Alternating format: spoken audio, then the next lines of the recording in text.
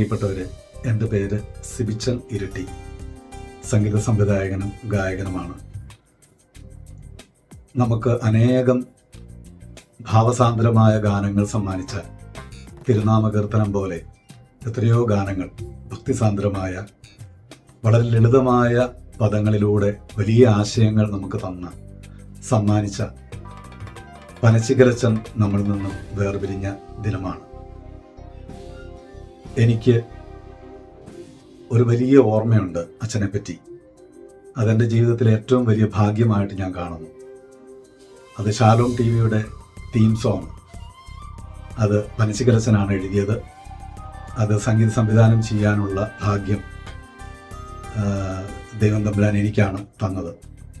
അതിനെപ്പറ്റി ഓർക്കുമ്പോൾ അച്ഛൻ നേരിട്ട് ഞാനുമായിട്ട് സംസാരിച്ചിട്ടൊന്നുമില്ല. അച്ഛനെ എനിക്കറിയാം. അനേകം ഗാനങ്ങൾ എഴുതിയ ആളാണ്. അച്ഛൻ്റെ പാട്ടുകളൊക്കെ ഞാൻ പാടാറുണ്ട്. താരിളം നെയ്യിൽ മിശിഹ എന്നുള്ള ഗാനം അച്ഛൻ്റെ തൂലികയിൽ നിന്നും വന്നതാണ്. അത് ഞാൻ ഒത്തിരി പ്രാവശ്യം പാടിയിട്ടുള്ളൊരു പാട്ടാണ്.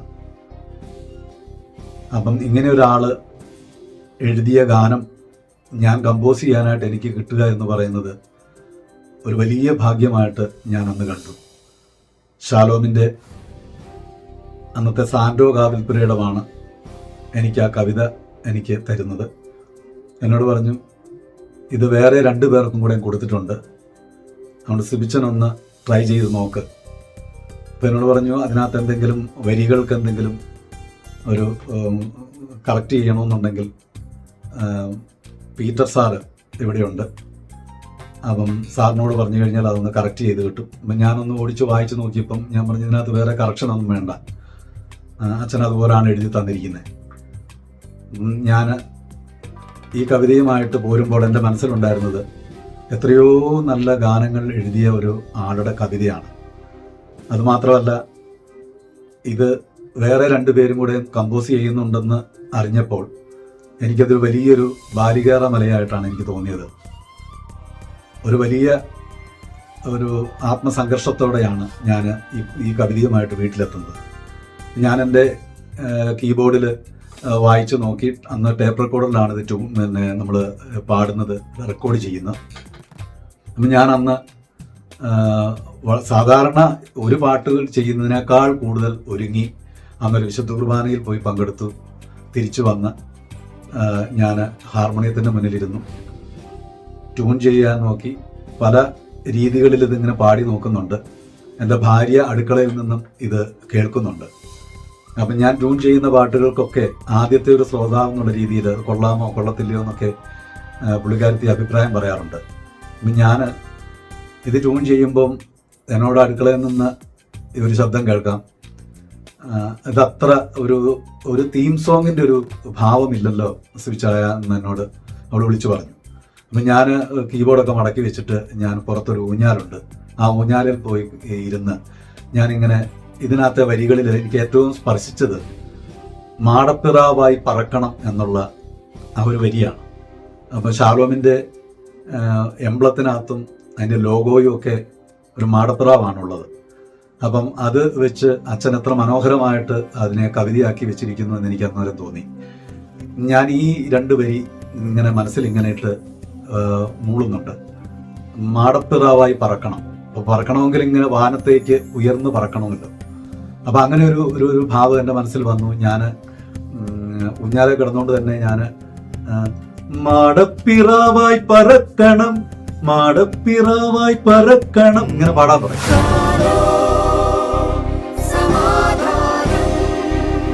മാടപ്പിറാവായി പറക്കണം, മാടപ്പിറാവായി പറക്കണം, മാടപ്പിറാവായി പറക്കണം.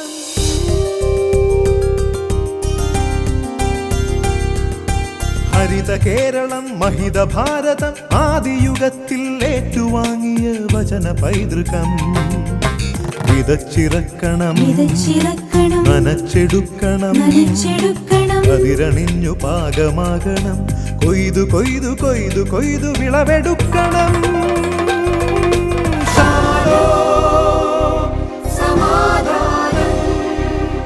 മാടപ്പിറാവായി പറക്കണം, മാടപ്പിറാവായി പറക്കണം, മാടപ്പിറാവായി പറക്കണം. അപ്പം ഇത് 3-4 പ്രാവശ്യം ഇങ്ങനെ ആവർത്തിച്ചപ്പോഴത്തേക്ക് ഭാര്യ അടുക്കളയിൽ നിന്നും ഉച്ചത്തിൽ പറഞ്ഞു, ഇത് കൊള്ളാം, അതേ പിടിച്ചോ എന്ന് പറഞ്ഞു. അങ്ങനെ ഞാൻ ആ ഒരു വരി ഫിക്സ് ചെയ്തുകൊണ്ട് ബാക്കി എനിക്ക് തോന്നുന്നത് പെട്ടെന്ന് തന്നെ അതിൻ്റെ പല്ലവിയും അനുപല്ലവിയും ചരണമെല്ലാം കമ്പോസ് ചെയ്യാൻ പറ്റി.